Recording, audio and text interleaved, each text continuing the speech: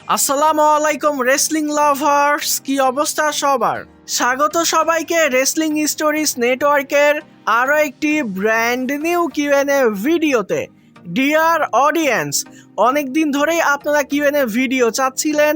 গত শুক্রবারের দিন কিউএনএ ভিডিও আপলোড দেবার কথা থাকলেও কিছু ব্যস্ততার কারণে গত শুক্রবারের দিনে কিউএনএ ভিডিও আপলোড দিতে পারিনি, যার জন্য আজকে ভিডিওটি আপলোড হচ্ছে। তো আমি আর কোনো বাড়তি কথাই যেতে চাই না, শুধু মূল ভিডিওতে যাওয়ার আগে বরাবরের মতোই একটা বিষয় আপনাদের সঙ্গে শেয়ার করতে চাই, আর সেটা হলো যারা পরবর্তী ভিডিওর জন্য প্রশ্ন করবেন অবশ্যই এই ভিডিওর কমেন্ট বক্সে প্রশ্ন করবেন এবং প্রশ্ন লেখার আগে অবশ্যই হ্যাশট্যাগ কিউএনএ লিখবেন। এই যে স্ক্রিনের উপরে দেখতে পাচ্ছেন এরকম করে আগে হ্যাশট্যাগ কিউএনএ লিখবেন, তারপরে আপনাদের যে প্রশ্নটা আছে এটা লিখে কমেন্ট করে দিবেন। আর প্রশ্ন লেখার সময় বানান ঠিক আছে কিনা অবশ্যই এই বিষয়টা একটু খেয়াল করে দেখবেন। তো যাই হোক, আর কথা বাড়াতে চাই না, এবার সরাসরি চলে যায় আজকের মূল ভিডিওতে। তো আজকের ভিডিও প্রথম প্রশ্নটা এসেছে ফিহাদ ভাইয়ের কাছ থেকে। তো ভাই এখানে লম্বা চওড়া একটা প্রশ্ন করেছে, ভাই এখানে অনেক কিছু লিখেছে। তো আমি আলাদা করে আর এই প্রশ্নটা পড়তে চাই না, আলাদা করে একটা একটা করে এই প্রশ্ন পড়লে অনেকটা গড়বড় হয়ে যাবে, কারণ ভাই এখানে গুছিয়ে লিখতে পারিনি। তবে ভাই এখানে যে মূল বিষয়টা জানতে চেয়েছে সেটা হলো এই যে বর্তমান সময়ে রোমান রেঞ্জের যে লেভেলটা, রোমান রেঞ্জ নর্মালি একটা প্রোমো সেগমেন্টের মধ্যে থাকলে সেটাও কিন্তু মেইন ইভেন্টে জায়গা করে নিচ্ছে। প্রত্যেকটা লাইভ ইভেন্টে, প্রত্যেকটা পিএলইতে কিন্তু রোমান রেঞ্জই মেইন ইভেন্ট করতেছে। তো রোমান রেঞ্জের এই যে অরা, রোমান রেঞ্জের এই যে লেভেলটা, রোমানের পরে তার যে লেভেল বা তার যে অরাটা, কোন সুপারস্টার মূলত এটা ক্যারি করতে পারে। তো এখানে আমি তিনজন সুপারস্টারের নাম নিব, জেকা ফাটু, ওবা ফেমি এবং ব্রন বেকার। পার্সোনালি আমার কাছে মনে হয় যে এই তিনজন সুপারস্টারকে যদি কোম্পানি ভালোভাবে ব্যবহার করে তাহলে সামনের দিকে গিয়ে এই তিনজন সুপারস্টার রোমান রেঞ্জের শূন্যটা পূরণ করতে পারে, বা রোমান রেঞ্জের যে লেভেলটা বা রোমান রেঞ্জের যে অরাটা এটা সামনের দিকে তারা ক্যারি করতে পারে, পার্সোনালি আমার কাছে মনে হয়। এরপরে ভাই আরও জানতে চেয়েছে যে জিমি উসো কি ফিউচারে মেইন ইভেন্ট হিল হতে পারবে, এরকম আইসি চ্যাম্পিয়ন হতে পারবে? তো বিষয়টা হলো জিমি উসো ফেস থাকুক কিংবা হিল থাকুক, সে যে কখনোই মেইন ইভেন্টার হতে পারবে না এটা কিন্তু আমরা সকলেই জানি। কারণটা হলো জিমি উসো আসলে ওই লেভেলের সুপারস্টারই না, আর কোম্পানি জিমি উসোকে ওই রকম করে দেখেও না, ফিউচারে দেখবে বলেও আমার কাছে মনে হয় না, তার বুকিংটা ওই রকমের হবেই না। তবে সে যদি ট্যাগ টিম ডিভিশনে থাকে, জেউসের সঙ্গে ট্যাগ টিমে ভালো কোনো ফিউডে যায়, ভালো কোনো গল্পেতে যায়, তাহলে দুই একটা শোতে সে মেইন ইভেন্ট করতে পারে, সর্বোচ্চ এটুকু আমি বলতে পারি। তাছাড়া সে যে একজন আলাদা করে মেইন ইভেন্টার হবে এটা পার্সোনালি আমার কাছে মনে হয় না। আর তার চ্যাম্পিয়ন হওয়ার ব্যাপারে কথা বললে ওই যে বলে না যে আশায় বাঁচে চাষা, তো এরকম একটা বিষয়, সে যে চ্যাম্পিয়ন হবেই, আবার সে যে চ্যাম্পিয়ন হবে না আমি এরকম করে বলতে পারি না। তবে সে যেহেতু লম্বা সময় এখনো কোম্পানির সঙ্গে থাকবে, তাই সামনের দিকে সে চ্যাম্পিয়ন হতেও পারে, আমি জাস্ট এটাই বলবো। এরপরে ভাই আরও জানতে চেয়েছে ব্লাড লাইন কি রোমানের ফ্যামিলি নাকি তার ডমিনেশনের শিল্ড? তো এরকম একটা প্রশ্ন মনে হয় যে আরও একজন ভাই করেছে, সেম এক্স্যাক্টলি এই প্রশ্নটাই করেছে। তো যাই হোক, এখানে আমি একবারই উত্তর দিয়ে দিচ্ছি। তো প্রশ্নটা হলো যে ব্লাড লাইন কি রোমানের ফ্যামিলি নাকি তার ডমিনেশনের শিল্ড? তো এখানে যে বিষয় মানে মূল বিষয়টা সেটা হলো এই যে বর্তমান সময়ে কোম্পানিতে রোমান রেঞ্জের যে রাজত্ব চলতেছে, আর রোমান রেঞ্জের সঙ্গে তার যে ব্লাড লাইন মানে যে উসো, জিমি উসো, জেকা ফাটু, এই ব্লাড লাইনকে রোমান কি তার ফ্যামিলি মনে করতেছে নাকি তার এই রাজত্ব ধরে রাখার জন্য শিল্ড হিসেবে ব্যবহার করতেছে? তো যদি ব্লাড লাইনকে রোমানের ফ্যামিলি বলা হয় তাহলে এটা কিন্তু সঠিক, কারণ রিয়েল লাইফেই কিন্তু ব্লাড লাইন রোমানের ফ্যামিলি। আর যদি শিল্ডের কথা বলি তাহলে এটাও বলা যায় রোমান তার রাজত্ব ধরে রাখার জন্য এই তিনজনকে ব্যবহার করতেছে, এটাও কিন্তু ঠিক। তবে বর্তমান পরিস্থিতি অনুযায়ী বর্তমান সময়ে এসে আমি এই ব্লাড লাইনকে রোমানের শিল্ড কম বরং ফ্যামিলি বেশি বলবো, কারণ রোমান রেঞ্জের রিসেন্টলি গততে যেই ম্যাচগুলো হয়েছে প্রত্যেকটা ম্যাচের মধ্যে রোমান রেঞ্জ কিন্তু একাই কম্পিট করেছে, কারো সাহায্য ছাড়া সে কিন্তু একাই সবাইকে হারিয়েছে। তাই বর্তমান পরিস্থিতি অনুযায়ী ব্লাড লাইনকে আমি রোমানের ফ্যামিলি বেশি বলবো, শিল্ড কম বলবো। আশা করছি এই বিষয়টা ক্লিয়ার হয়ে গেছে। এরপরে প্রশ্নটা এসেছে ফয়সাল হাবিব তামিম ভাইয়ের কাছ থেকে। তো সে লিখেছে ডিন অ্যামব্রোস কবে রিটার্ন করবে, আমরা কি ডিন অ্যামব্রোস এবং রোমান রেইন্সের মধ্যে ম্যাচ দেখতে পাবো? তো ভাই দেখেন, ডিন অ্যামব্রোস কিন্তু এখন AEW কোম্পানিতে আছে। 2027 সাল পর্যন্ত AEW কোম্পানির সঙ্গেই ডিন অ্যামব্রোসের কন্ট্রাক্ট থাকবে। 2027 সালের পরে AEW কোম্পানির সঙ্গে ডিন অ্যামব্রোসের কন্ট্রাক্টটা শেষ হয়ে যাবার পরে তার কাছে যদি মনে হয় যে তার WWE কোম্পানিতে ফিরে আসা উচিত, তাহলে তার রিটার্ন আমরা 2027 সালের পরে দেখতে পাবো। আর সে যদি আসলেই WWE কোম্পানিতে আসে, তাহলে আমরা ডেফিনেটলি ডিন অ্যামব্রোস এবং রোমান রেইন্সের মধ্যে ম্যাচ দেখতে পাবো। আশা করছি আপনি আপনার প্রশ্নের উত্তর পেয়ে গেছেন। এরপরে প্রশ্নটা এসেছে এমডি রিফাত ভাইয়ের কাছ থেকে। তো সে লিখেছে ডেমিয়ান প্রিস্ট নেক্সট আন্ডারটেকার হতে পারবে, এরকম স্ট্রং পুশ। তো ভাই দেখেন, আমরা মুখের সাথে কিন্তু অনেকেই বলি যে ডেমিয়ান প্রিস্ট হলো পরবর্তী আন্ডারটেকার, তবে বাস্তবে কিন্তু এটা কখনোই সম্ভব নয়। আর কোম্পানি এখন ডেমিয়ান প্রিস্টকে যে রকমের বুকিং দিচ্ছে, এই বুকিং দিয়ে পরবর্তী আন্ডারটেকার হওয়া এটা কিন্তু ভাই একেবারে অসম্ভব। তো যাই হোক, এরপরে সে আরও জানতে চেয়েছে যে Gunther versus Roman Reigns world champion জন্য ম্যাচ হবে। তো ভাই ডেফিনেটলি এই ম্যাচটা হবে, তবে কোথায় হবে, কবে হবে এটা বলতে পারতেছি না। Roman Reigns versus ব্রন breaker match কবে হবে, আর এদের মধ্যে কার স্পিয়ার বেস্ট? তো রোমান রেইন্স এবং ব্রন ব্রেকারের মধ্যেও ডেফিনেটলি ম্যাচ হবে, তবে কবে হবে, কোথায় হবে এটা বলতে পারতেছি না। আর এই দুজনের স্পিয়ারের মধ্যে কোনটা বেস্ট এটা আপনারাই কমেন্টে জানিয়ে দেন। আমি বললে তো বলবেন যে ভাই আপনি রোমান রেইন্সকে পছন্দ করেন, এর জন্য তার নাম নিলেন। মানে আমি এটা নিয়ে আলাদা করে কোনো কমেন্ট করতে চাই না, আপনারা নিজেরাই কমেন্ট করে জানান যে কার স্পিয়ারটা বেস্ট। এরপরে প্রশ্নটা এসেছে আরাফাত রেইঞ্জের কাছ থেকে। তো সে মূলত জানতে চেয়েছে যে রোমান রেইন্স যখন রেসলিং থেকে একেবারে রিটায়ারমেন্ট নিয়ে নিবে, তারপরে আমি WWE শো দেখবো কি না। তো হয়তোবা আমি দেখবো, তবে এখন যেরকম রেগুলার দেখতেছি এরকম হয়তোবা রেগুলার দেখবো না, বা এখন যেরকম মজা নিয়ে দেখতেছি এরকম মজা নিয়ে দেখবো না। মাঝে মধ্যে মন চাইলে হয়তোবা দেখবো যে এখন কি চলতেছে, কি ঘটতেছে, এই বিষয়গুলো জানার জন্য হয়তোবা দেখবো, তবে এখনকার মতো ফিল নিয়ে আর হয়তোবা দেখা হবে না। এরপরে প্রশ্নটা করেছেন জনসন। তো সে জানতে চেয়েছে future triple H team versus HBK team war games match হবে। তো হয়তোবা হবে না, কারণ আগের যে কনসেপ্টটা এটা কিন্তু কোম্পানি এখন বাতিল করে দিয়েছে। আর সত্যি কথা বলতে ট্রিপল এইচের টিম এবং শন মাইকেলের টিমের মধ্যে আমি ম্যাচ দেখতেও চাই না। ওর থেকে আগের যে কনসেপ্টটা ছিল র ভার্সেস স্ম্যাকডাউন, এটা কিন্তু অনেক বেটার ছিল। স্ম্যাকডাউনের সুপারস্টাররা এসে রতে ভাঙচুর করতো, রয়ের সুপারস্টাররা গিয়ে স্ম্যাকডাউনে ভাঙচুর করতো। এই যে কনসেপ্টটা এটা কিন্তু দুর্দান্ত ছিল। পার্সোনালি আমি চাই যে যদি কোম্পানি এরকম একটা কনসেপ্টে ফিরে আসে, তাহলে এই র ভার্সেস স্ম্যাকডাউনের কনসেপ্টে যেন ফিরে আসে। এই ওয়ার গেমস দেখতে দেখতে কিন্তু অনেকটা বোর হয়ে গেছি ভাই, এটা পার্সোনালি আমার কাছে ভালো লাগতেছে না।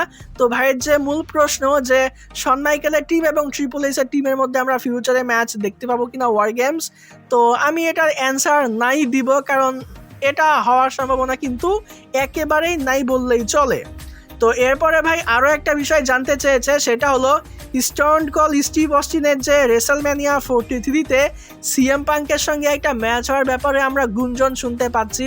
তো যদি এ ম্যাচটা হয়, তাহলে সেটা কি স্টিভ অস্টিনের রিটায়ারমেন্ট ম্যাচ হবে? তো এ ব্যাপারে আপাতত কনফার্ম কোনো আপডেট পাওয়া যায়নি, আর এটা নিয়ে আমি কনফার্ম করেও কিছু বলতে পারতেছি না। আর সত্যি কথা বলতে যে এই ম্যাচটা যে আসলেই হবে এটারও কিন্তু কোনো নিশ্চয়তা নাই। মানে সৌদি আরাবিয়ানরা এই ম্যাচটা করতে চায় এরকমের আপডেট পাওয়া গেছে, তবে বাস্তবে এই ম্যাচটা হবে কিনা এটাই কিন্তু সব থেকে বড় প্রশ্ন। যদি এই ম্যাচটা আসলেই হয়, তাহলে আই থিঙ্ক এরপরে আমরা স্টিভ অস্টিনের কাছ থেকে আরও 2-3টা আলাদা ম্যাচও দেখতে পেতে পারি। এরপরে প্রশ্নটা এসেছে SR গেমিং এর কাছ থেকে। তো ভাই প্রথমেই যে প্রশ্নটা করেছে আমি এটাকে স্কিপ করতে চাই, কারণ এ ব্যাপারে আমার কোনো ধারণা নাই। তবে ভাইয়ের দ্বিতীয় প্রশ্নটা হলো LA নাইট হিল কবে হবে, ভালো বুকিং কবে পাবে, IC চ্যাম্পিয়ন কবে হবে? তো LA নাইট ভালো বুকিং পাবে না, LA নাইট হিল টার্ন করবে না, LA নাইট IC চ্যাম্পিয়ন হবে না, কারণ কোম্পানি LA নাইটকে চ্যাম্পিয়ন করবেই না। যদি এলএ নাইটের চ্যাম্পিয়ন হবার থাকতো তাহলে সে কিন্তু অনেক আগেই চ্যাম্পিয়ন হতো, কারণ তার মধ্যে ওই ব্যাপারটা ছিল। তো যাই হোক, এরপরে ভাই যে বিষয়টা জানতে চেয়েছে সেটা হলো টিকিও তো আস্তে আস্তে সব রেসলারদের কোম্পানি থেকে বের করে দিচ্ছে এবং রেসলাররা AEW-তে যাচ্ছে। তো আপনার কি মনে হয় যে ভবিষ্যতে AEW WWE এর থেকে ভালো কাজ করবে? তো ভালো কাজ করবে না, AEW কিন্তু অলরেডি WWE থেকে ভালো কাজ করতেছে। তবে যদি প্রশ্নের মনোভাবটা এরকম থাকে যে AEW একদিন WWE এর থেকে বড় কোম্পানি হবে, তাহলে এটা ভাই বাস্তবে কখনোই সম্ভব নয়, কারণ রেসলিংয়ের যে ক্রেজটা এটা কিন্তু আস্তে আস্তে কমে আসতেছে। মানে AEW বড় হতে হতে রেসলিংই হয়তো বা থাকতেছে না। আমি বিষয়টা হয়তো বুঝাতে পারলাম না, তবে বিষয়টা এরকমই যে AEWর WWE লেভেলে আস্তে আস্তে রেসলিংয়ের বিষয়টাই হয়তো বা আর এই জগতে এক্সিস্ট করবে না। আশা করছি বিষয়টা ক্লিয়ার হয়ে গেছে। এরপরে প্রশ্নটা এসেছে সাকিব ভাইয়ের কাছ থেকে। তো সে লিখেছে, রোমান রেইন্স আর কতদিন WWE-তে থাকবে? তো 2030 সাল পর্যন্ত সে তো থাকবেই, এরপরেও আরও 2-3 বছর থাকতে পারে। তো যাই হোক, এরপরে প্রশ্নটা এসেছে রুমা আক্তারের কাছ থেকে। তো সে লিখেছে, ফিন বেলার পরে নেক্সট ডেমন ক্যারেক্টার কাউকে দেখতে পাবো এবং এই ক্যারেক্টারগুলো ফিরিয়ে আনার দরকার। তো ফিন বেলারের পরে ডেমন ক্যারেক্টারে অন্য কোনো সুপারস্টারকে আমরা দেখতে পাবো না। আর যদি বলি যে এই ক্যারেক্টারগুলোকে ফিরিয়ে আনার দরকার, তাহলে হ্যাঁ দরকার আছে। তবে বিষয়টা হলো ফ্যান্সরা কিন্তু এখন আর আগের মতো বোকা নাই, তারা কিন্তু চালাক হয়ে গেছে। তাই ভৌতিক ক্যারেক্টারের যে বিষয়টা এটা কিন্তু আর আগের মতো চলে না, তাই কোম্পানিও কিন্তু এটার ইউজ কমিয়ে দিয়েছে। আর এটার রিসেন্ট এক্সাম্পল হিসেবে কিন্তু আমরা যে ওয়ার্ড ফ্যামিলি এটার বিষয়ই দেখতে পারি। কোম্পানি তো খারাপ কাজ করেইছে, তারপরে এই যে ভৌতিক ক্যারেক্টারের যে বিষয়টা এটা কিন্তু আর এখন এসে এই বর্তমান সময়ে চলে না, কারণ মানুষ জানে যে কোনটা সত্য কোনটা মিথ্যা, কোনটার মধ্যে কি আছে। তো যাই হোক, এরপরে সে আরও জানতে চেয়েছে যে Randy Orton versus CM punk title match ভবিষ্যতে হবে। হ্যাঁ, 2026 সালের সার্ভাইভাল সিরিজে এই ম্যাচটা হবার কিন্তু অনেক বেশি পসিবিলিটি আছে। জেকা ফাটু ভার্সেস ওবা ফেমি ফিউচার ম্যাচ হবে। এদের দুজনকে কে তো ওভার পুশ করছে WWE কে জিতবো ম্যাচ হলে। ভাই এগুলা কোনো প্রশ্নগুলো লেখার সময় বলেছি যে বারে বারে প্রশ্নগুলোর বানান ঠিক রাখবেন এবং কি লিখতেছেন এটা একটু বুঝে লিখবেন। আমার বুঝে উঠতেই তো 2 মিনিট লেগে যাইতেছে। তো এখানে ওবা এবং জেকা ফাটুর মধ্যে ম্যাচ হলে কে জিতবে? তো এখানে যদি আমি উইনার হিসেবে পিক করি তাহলে এখানে আমি জেকা ফাটুকে পিক করব। কারণটা হলো এখানে ব্লাড লাইনের একটা বিষয় আছে, আশা করছি এটা আলাদা করে আমার আর বলা লাগবে না। এরপরে প্রশ্নটা এসেছে মিস রিমার কাছ থেকে। তো সে লিখেছে, trick Williams versus J Uso future match হতে পারে এবং কার থিম সং ফ্যান্স রিয়াকশন বেশি প্রশ্ন হইলো। তো এখানে যে মূল বিষয়টা যে ফিউচারে ট্রিক উইলিয়ামস এবং জে উসোর মধ্যে ম্যাচ হতে পারে, আর হলে ফ্যান্সরা কার থিম সঙ্গে বেশি রিয়াকশান দিবে। তো অলরেডি কিন্তু এই মোমেন্ট একবার ঘটেছে NXT-তে, আই থিঙ্ক গত বছর হবে, আমি নিজে দেখেছি, অনেকে হয়তো বা দেখেছেন। তো যারা দেখেন একটু সার্চ করলে খোঁজাখুঁজি করলে কিন্তু এই বিষয়টা দেখতে পাবেন। তো জেউসো এবং ট্রিক উইলিয়ামস দুজনেই কিন্তু ফ্যান ফেভারিট সুপারস্টার। মানে আমি ইন্টারনেটের কথা বলতেছি না, তবে এরিনাতে আসলে দুজনেই কিন্তু ভয়ঙ্কর রকমের রিয়াকশান পাই। আমি এখানে কাউকে এগিয়ে রাখবো না, দুজনকেই আমি এখানে সমানে সমানে রাখবো। আর বাকিটা ক্যারেক্টারের উপরেও ডিপেন্ড করতেছে, কে হিল থাকবে কে ফেস থাকবে আর সময়টা কখন হবে, তো এটাও কিন্তু নির্ভর করতেছে। তো সময় অনুযায়ী কিন্তু রিয়াকশানটা কম বেশি হতে পারে। তো এরপরে সে আরও জানতে চেয়েছে WWE কি এখন স্টোরি লাইনের চেয়ে হাইপ বেশি দেখায়?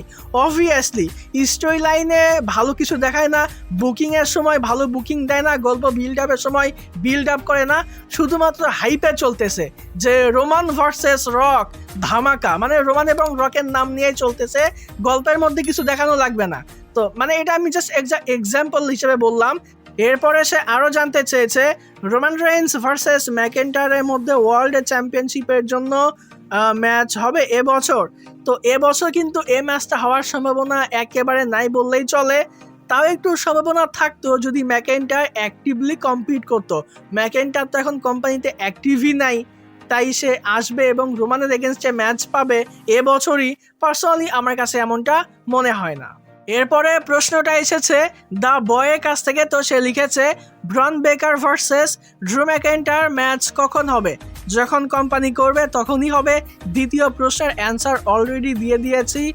স্টোন কোল্ড এর অ্যাটিটিউড এরা নাকি রোমান রেঞ্জের ব্লাড লাইন এরা কোনটি বেশি সফল? তো দুইটাই সফল দুই সময়ে। রোমানের সময় রোমানেরটা আর স্টিভ অস্টিনের সময় অ্যাটিটিউড এরা, দুই সময়ে দুইটাই সেরা।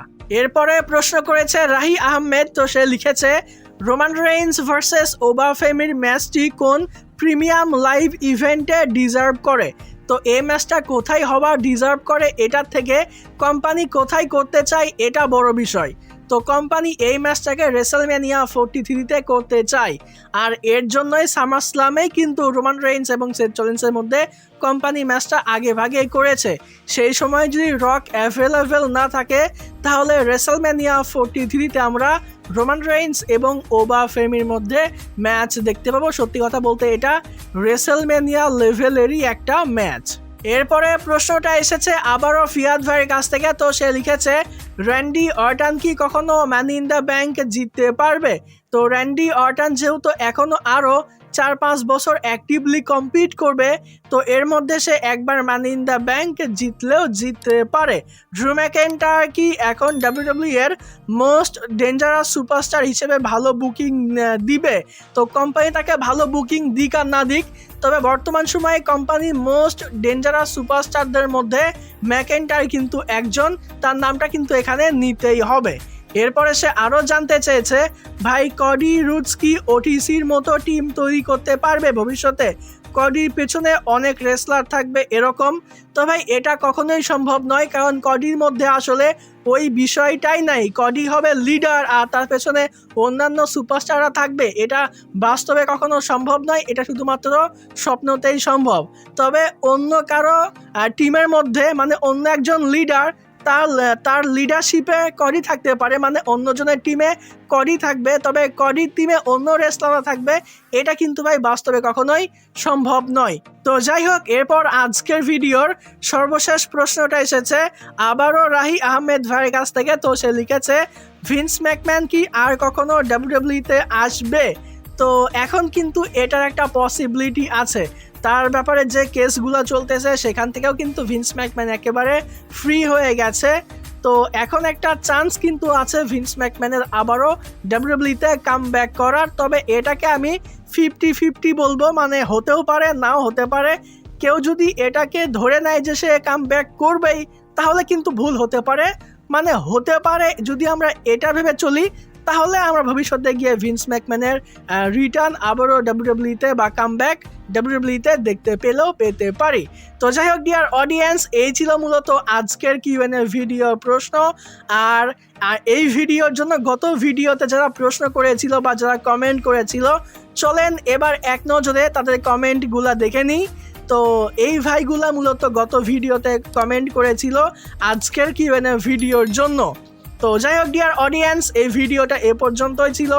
আশা করছি ভিডিওটি ভালো লেগেছে। ভিডিও ভালো লাগলে ভিডিওতে লাইক দিবেন, চ্যানেলে নতুন হয়ে থাকলে চ্যানেলটি সাবস্ক্রাইব করে দিবেন। আজকের মতো এখানেই বিদায় নিচ্ছি। যাওয়ার আগে একটি কথাই বলতে চাই, যদি রেসলিং ভালোবাসো তাহলে আমরা সবাই এক টিম।